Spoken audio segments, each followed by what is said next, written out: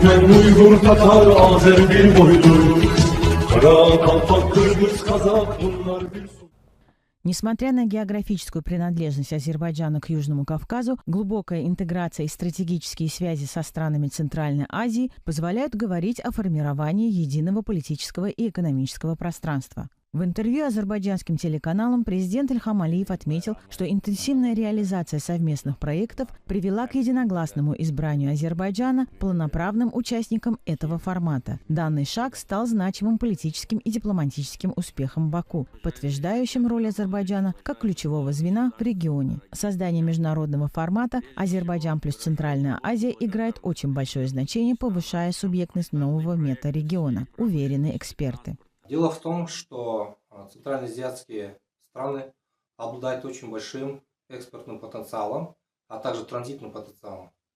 Экспортный потенциал обеспечивается большим наличием критически важных материалов на территории Центральной Азии, в том числе углеводородов, урана и редкоземельных металлов. Транзитный потенциал обеспечивается тем, что Китай реализует свою инициативу «Один пояс, один путь», прокладывает альтернативные маршруты по суше через страны Центральной Азии, прежде всего через Казахстан.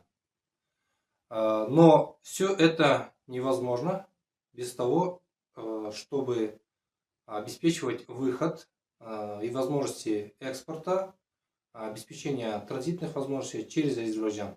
Именно Азербайджан является ключевой точкой входа для всех сухопутных маршрутов, а также предоставляет возможность Центральной Азии экспортировать необходимые материалы и продукцию на глобальные рынки, утверждает аналитик. Сегодня Азербайджан выступает не просто соседом, а неотъемлемой частью политического и экономического ландшафта Центральной Азии. Ключевыми факторами этого сближения стали реализация масштабных транспортно-логистических проектов, координация усилий в сфере энергетической безопасности и единство культурно-исторических и языковых корней.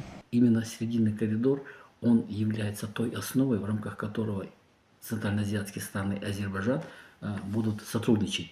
Поэтому президент Азербайджана это подчеркивает неоднократно. И я думаю, что дальнейшее развитие этого маршрута, она укрепит нашу экономическую безопасность и экономические связи между нашими странами. Потому что если за первым этапом создания идет логистики, транспортной логистики, то на втором этапе и на третьем, на последующих этапах будет строительство уже перерабатывающих или каких-то других производств. Специалисты отмечают стратегическую значимость сектора возобновляемых источников энергии. Текущая геополитическая нестабильность не остановила европейские государства на пути к декарбонизации. Переход к зеленой модели развития остается приоритетом, а его реализация напрямую зависит от наличия доступных и устойчивых энергоносителей. В этом отношении Центральная Азия сейчас делает очень большие шаги вперед. В частности, была достигнута договоренность с Европейским Союзом по созданию новой генерации мощностей зеленого водорода, с Японией голубого водорода. И все это необходимо, конечно же, транспортировать на глобальные, прежде всего, европейские рынки. И эту возможность сейчас обеспечивает Азербайджан через свою трубопроводную инфраструктуру. Стратегическое значение имеет прокладка линии волоконно-оптической линии связи по дну Каспийского моря из Азербайджана в Казахстан. На сегодняшний день на рынке поставок интернета в Казахстан по традиционным маршрутам сохраняется определенная монополия, отмечают эксперты. Формирование альтернативных каналов связи необходимо в условиях резких геополитических изменений и трансформации законодательства стран, через которые сегодня осуществляется выход Казахстана в глобальную сеть. Я думаю, что строительство канала оптиковолоконной связи между нашими странами, или, например, из Китая в Европу, или из Европы в центральноазиатские страны, она позволит, конечно, держать населению наших стран руку на пульсе тех информационных изменений, которые происходят в геополитике или в экономике. Соответственно, это укрепит нашу информационную безопасность. Поэтому действительно все это будет идти в рамках Срединного коридора и, возможно, пойдет через Занзибурский коридор, наверное, как самый оптимальный, безопасный маршрут.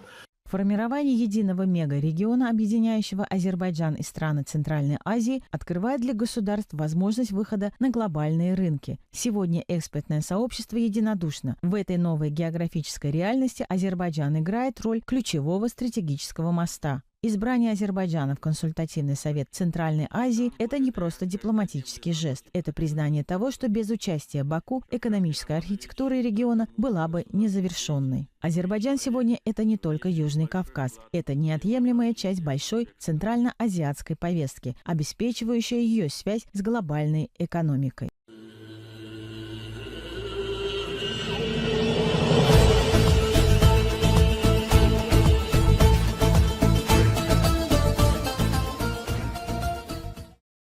Поэтому очень важно, что геополитическая волатильность в различных регионах, она не влияет. Она, напротив, на мой взгляд, способствует ускорению нашей интеграции, поскольку вызовы и угрозы – это еще и новые возможности. Это, безусловно, новые месседжи, которые необходимо принимать во внимание, их не остерегаться, но главное, очевидно, понимать, что альтернативы интеграции стран, входящих в организацию чужих государств, попросту нет. И вот очень важно, что, к примеру, торговый оборот между Азербайджаном и странами Центральной Азии и Туркестана в прошлом году составил более 1 миллиарда за 9 месяцев. Безусловно, может показаться это невысокий показатель, но дело в том, что он увеличился за 9 месяцев прошлого года по сравнению с показателями 2024 года аж на 58%. Но наши страны намерены увеличить товарооборот до 20 миллиардов. И план действий по развитию промышленной кооперации на 2025-2027 года, он принят и утвержден. И безусловно, что он будет реализован. Почему? По одной очень важной причине. За последние 3 года президент Азербайджана 14 раз посетил государство Центральной Азии и Туркестана, в то время как лидеры Центральной Азии и Туркестана посетили Баку 23 раза. Это о чем говорит? Это говорит о том, что данный фактор позволяет укреплять доверие между главами государств, между народными странами, но и, естественно, оперативно запускать совместные торгово-экономические, культурологические, проводить военно-техническое сотрудничество и так далее. То есть, если вот взять за короткий срок, то объемы грузоперевозок через вот этот коридор, я имею в виду средний коридор, увеличился на 90%. И очень важно, что сроки доставки грузов сократились вдвое. И это привело к тому, что Бакинский международный морской порт Алепп утвердился в статусе одной из важнейших логистических точек Евразии. То есть речь не идет о конкретном отдельном регионе, а речь идет о целом континенте евразийском. И, безусловно, реализация и железнодорожных, и автодорожных проектов, включая Зангезурское направление, приближаются к завершению. Почему? Потому что очевидно, что в ближайший 26-й год, 27-й год они станут очень ключевыми, и это все вопросы будут запущены. И в настоящее время уже реализуются масштабные проекты коридоров зеленой энергии. Каспий, Черное море, Европа, Центральная Азия, Азербайджан, напрямую через Нахчеван, а также через Зангезурский коридор в Турецкую республику, через Грузию в Турецкую республику, оттуда в Европу. Эти коридоры в будущем будут транспортировать в Европу не только зеленую энергию и водород, а также данные через волоконно-оптические кабели. То есть вот уже, кстати говоря, в 2024 году президент Азербайджана, Казахстана и Узбекистана подписали в Баку соглашение о прокладке энергетического кабеля по дну Каспийского моря. То есть будут и эти коммуникации, прокладка волоконно-оптического кабеля по дну Каспийского моря и другие проекты. То есть в данном случае Азербайджан, Казахстан, Узбекистан нацелены вполне достаточно серьезно, чтобы обеспечить как свою энергетическую безопасность, так и энергетическую безопасность наших партнеров. В данном случае речь идет о европейских партнерах и в целом Европейском Союзе. Именно вопрос стоит так, потому что европейский континент, он нуждается в дополнительной энергии. Энергии чем дальше уменьшается именно в еврейском пространстве. И очевидно, что только Азербайджан своим партнерам в лице тюркских стран Центральной Азии и Туркестана смогут обеспечить энергетическую безопасность в целом европейского пространства.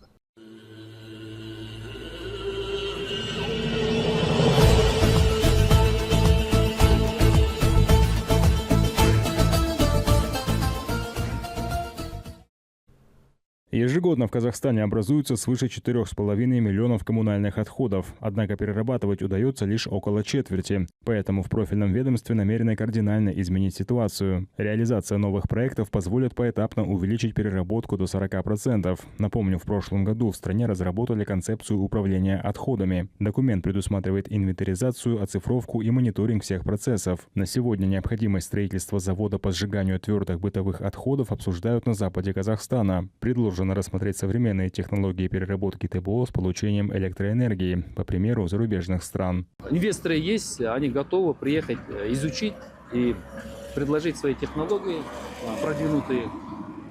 Такие заводы строятся в течение 2 лет. Есть различные варианты, которые, например, привозят ТБО и сразу закидывают в бункер, его в течение 5-6 дней сушат, а потом сжигают. А есть технологии, где промежуточная станция предварительно осушает, а потом оттуда возит на станцию. Поэтому какая технология будет здесь, от этого зависит стоимость проекта. Ключевым фактором становится экологическая безопасность. Планируется значительно увеличить долю возобновляемой энергетики, развивать солнечные и ветровые станции, а также внедрять водородные технологии. Как один из способов изменения, уменьшения негативного влияния на окружающую среду, здоровье людей и конкурентоспособность экономики, это развитие одного из сегментов энергетики, это возобновляемые источники энергии за счет ветряков, солнечной энергии, биоисточников.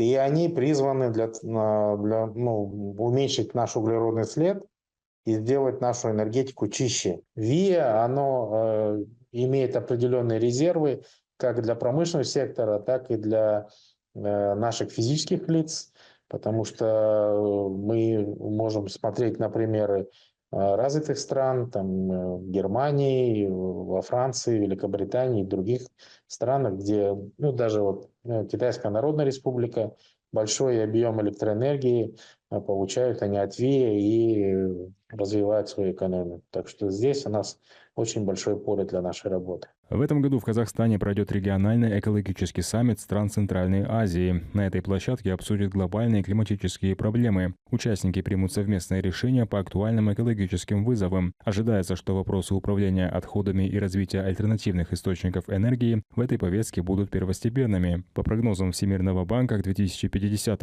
году человечество будет производить до 3,5 миллиардов тонн твердых бытовых отходов ежегодно. При этом перерабатывается менее 20% этого объема.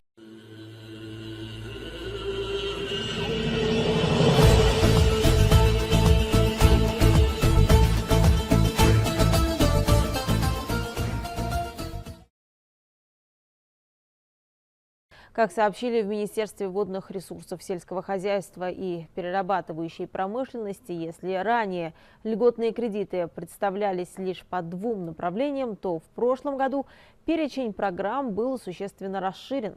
В их числе финансирование сельского хозяйства, кредитование агропромышленного комплекса, а также проекты по племенному животноводству и семеноводству. Из запланированных 12 миллиардов сомов фактически освоено более 11 миллиардов сомов, что составляет почти 93%. При этом программа финансирования сельского хозяйства 13 выполнена полностью, а объем кредитования агропромышленного кластера превысил план более чем в 1,5 раза. Дополнительно в рамках государственной инвестиционной программы в аграрной сфере реализовались 12 крупных проектов. В профильном министерстве отмечают, высокие показатели по ключевым направлениям подтверждают устойчивое развитие аграрного сектора и эффективность государственной поддержки.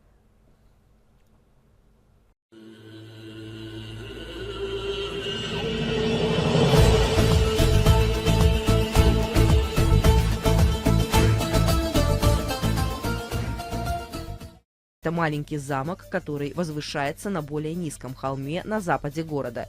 История этого замка восходит ко времени правления императора Юстиниана, известного также благодаря собору Айя София в Стамбуле, хотя, как большинство замков, его время от времени обновляли, особенно во время правления в Трабзоне византийского императора Алексия II 1297-1330 годы.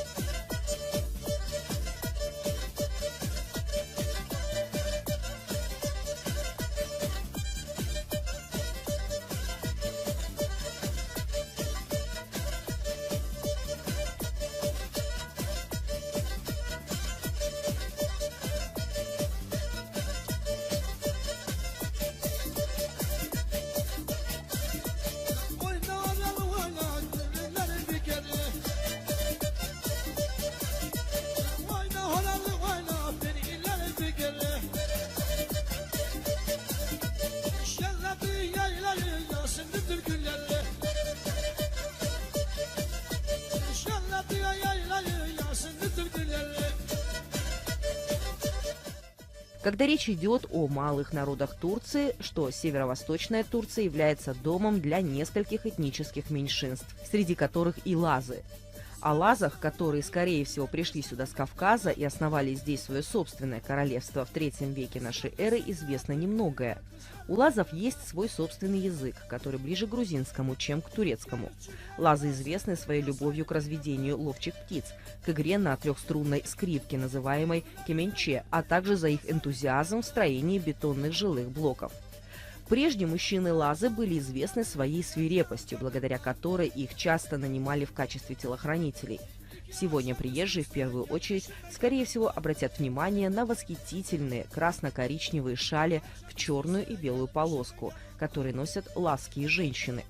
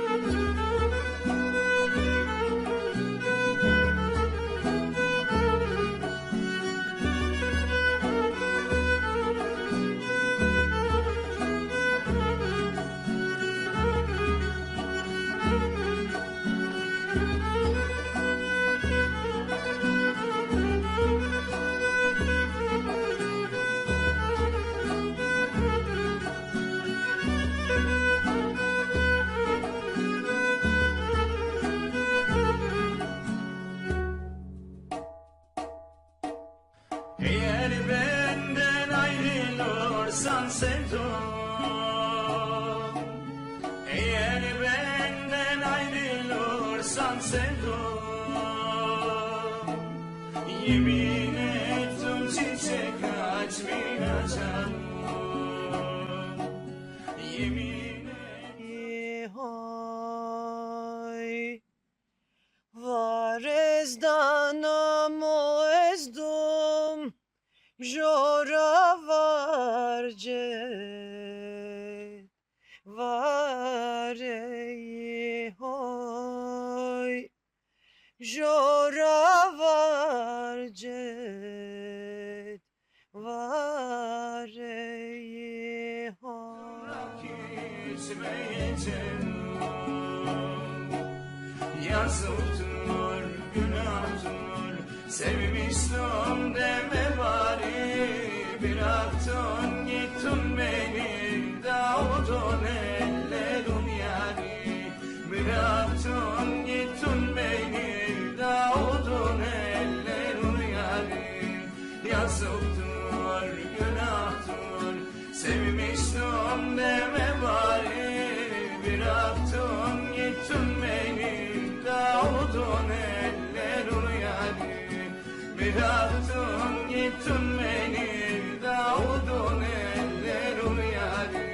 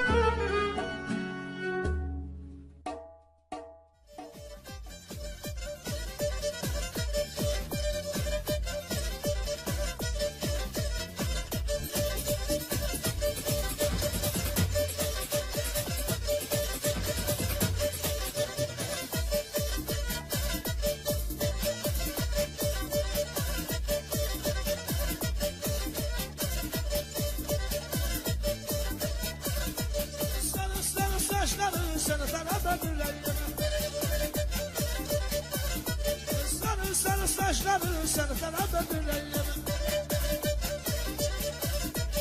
Geç bizim kapılardan gözlerini güleyim. Gel geç bizim yayladan gözlerini güleyim.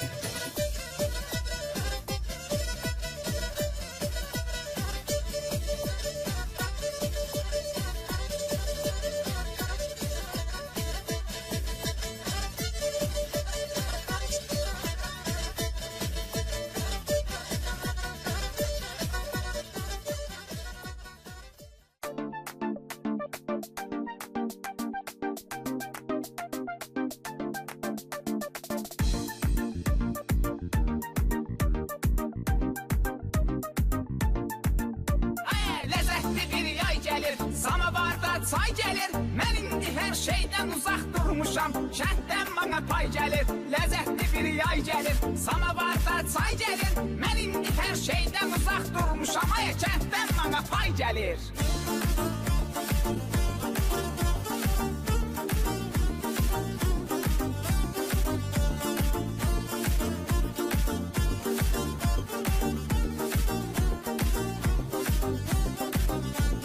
Karona kəsdi yolumu, bağladı el qolumu.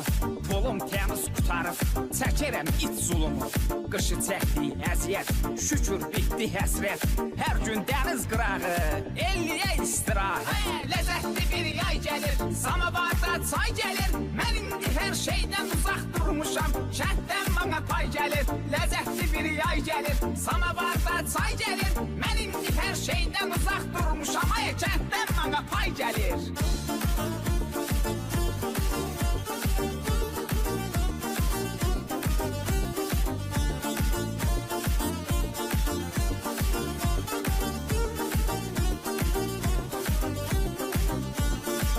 yapışan öz oduma, et düşmür yadıma. Qarpız çörək pendir, çatır mənim dadıma. Oturmuşam bunda, sazım qoltuğumda. Muşkulat sadə oğlandı, nə işi var Bodrumda? Ay, ləzzətli bir yay gəlir, samavarda çay gəlir. Mən indi hər şeydən uzaq durmuşam, kənddən bana pay gəlir. Ləzzətli bir yay gəlir, samavarda çay gəlir. Mən indi hər şeydən uzaq durmuşam, ay, kənddən bana pay gəlir.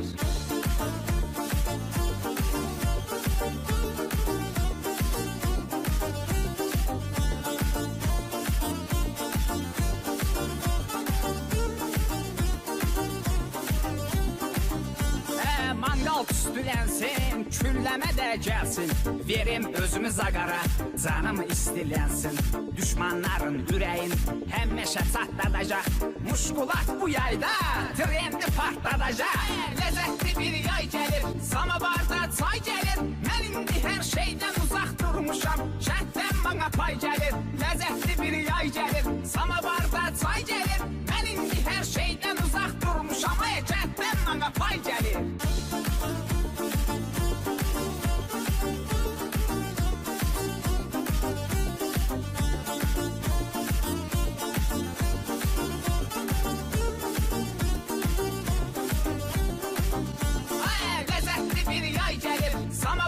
Çay gəlir, mən indi hər şeydən uzaq durmuşam, kənddən bana pay gəlir. Ləzzətli bir yay gəlir, samavarda çay gəlir. Mən indi hər şeydən uzaq durmuşam, kənddən bana pay gəlir.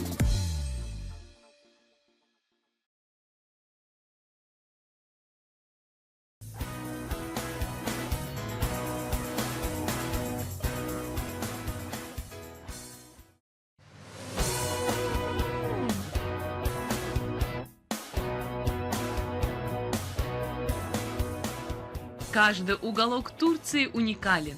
Традиционные блюда, сладости, изделия, нравы и привычки. Что может быть лучше, чем окунуться на денек в жизнь маленького турецкого городка?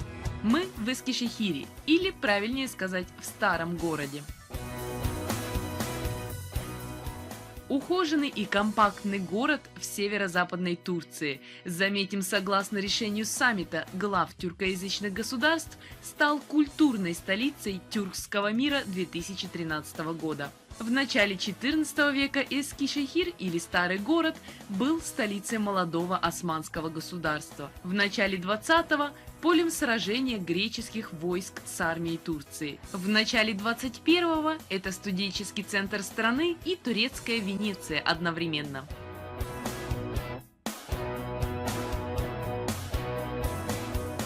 Начнем наше путешествие по этому необычному городу и не забываем делать заметки. Официально население Эскишехира около 650 тысяч человек. Но поскольку именно в этом городе расположился самый крупный университет страны и четвертый в мире, с сентября по май население города увеличивается вдвое. И это неудивительно. В университете ежегодно проходят обучение 880 тысяч студентов. Эскишехир очень компактный город. Центр его разделен каналами реки Посрук. Эта часть города называется Адалар, или в переводе на русский «острова». Каналы как бы выделяют в небольшие острова часть города, что в какой-то степени напоминает Венецию. Именно поэтому после реконструкции набережных в 2008 году здесь начали ходить венецианские гондолы. В выходные желающие прокатиться по каналам Эскишехира выстраиваются в очередь. Одна прогулка стоит 15 лир с человека. Адалар или острова – любимое место студентов. С утра до глубокой ночи здесь работают многочисленные кафе, рестораны и бары на любой вкус. Кстати, излюбленный транспорт здесь – велосипед. И это неудивительно. Город расположился на равнине, поэтому передвигаться на велосипеде не составляет труда. И по-студенчески дешево. Выпив свежего чая на островах, мы отправились за курительными трубками. Одун-Пазар – так называется исторический и туристический район Эскишехира. Отреставрированные здания 19 века, пекарни и лавочки мясников, мастерские – на каждом шагу история. Мастерство и искусство, передаваемое из поколения в поколение.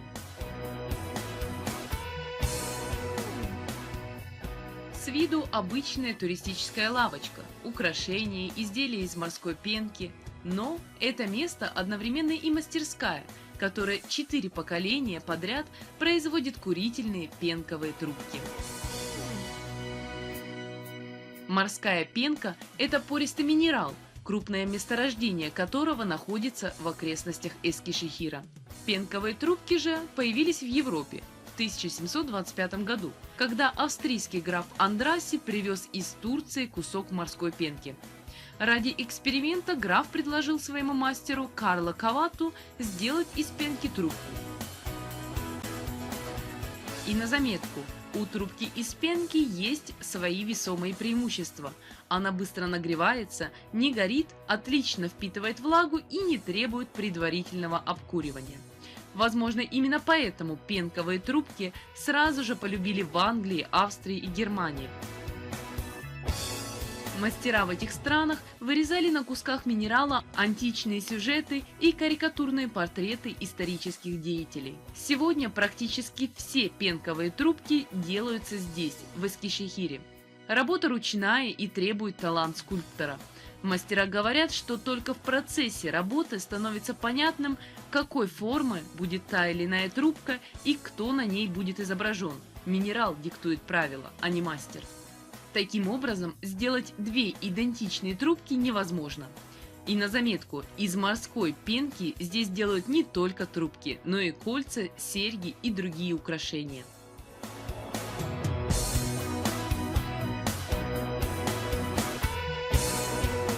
Нагуляв аппетит на островах и прогулявшись по историческому центру, мы отправились на поиски самого популярного блюда в Эскишехире.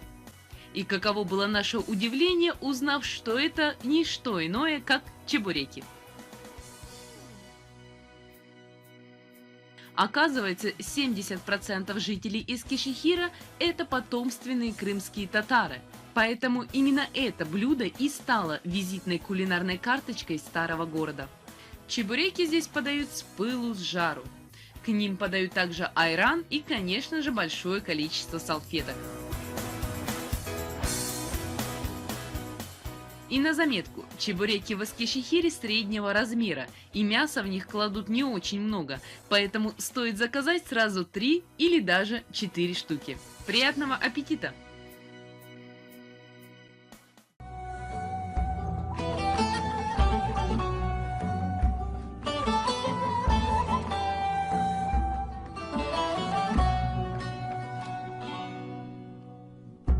Мевлана Джалалиддин Руми – великий мыслитель и поэт XIII века. Родился в Балхе 30 сентября 1207 года и скончался 17 декабря 1273 года. Он был похоронен в городе Конья в Турции, где он провел большую часть своей жизни. Несмотря на то, что прошло более 800 лет с момента рождения Мевланы, его философия продолжает освещать души и путь людей. Его стихи обращаются ко всем людям, независимо от времени и места. Философия любви Мевланы на протяжении долгих веков привлекает внимание не только турецкого народа, но и всех людей мира разных культур и вероисповеданий. Мевлана оказал влияние на многих деятелей культуры, от немецкого классика Гёте до известного хореографа Мориса Бежара, и это влияние сохраняется и в наши дни. Многие мыслители и писатели разделяют слова известного французского тюрколога Ирен Меликов, которая сказала: «Если все народы переведут на свои языки и прочитают произведения Мевланы, то в мире не останется ни вражды, ни войн, ни мести, ни ненависти». Мевлана говорил: «Мы не сажаем в эту землю ничего, кроме любви. В это чистое поле мы не бросаем другого семени». Послание Мевланы, которое ставило целью посеять среди людей любовь, мир и понимание, в наши дни приобретает особый смысл. Человечество прожило уже 800 лет, а учение Руми как было истинным, так и осталось.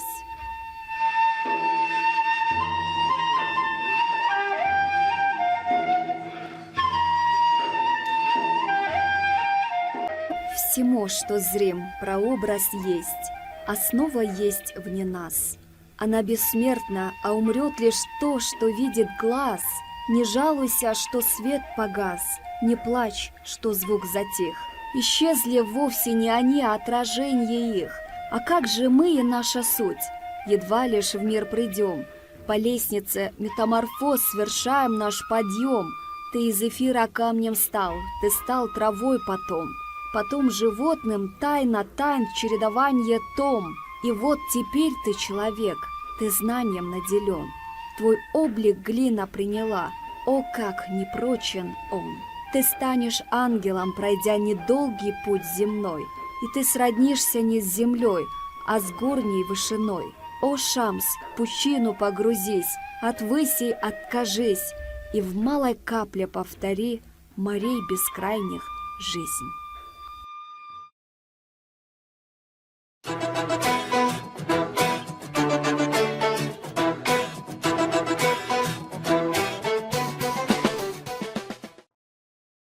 Доброта. Она не увядает и не ждет взаимности в ответ, никогда не жжет, а согревает, оставляя в душах яркий свет. Доброта не судит, не калечит, от нее не стоит ждать вреда, лишь она от злобы мир излечит, не завысив цену никогда. Доброта действительно бесценна, и старик, что кормит голубей, даже сам, не зная постепенно, эту землю делает добрей.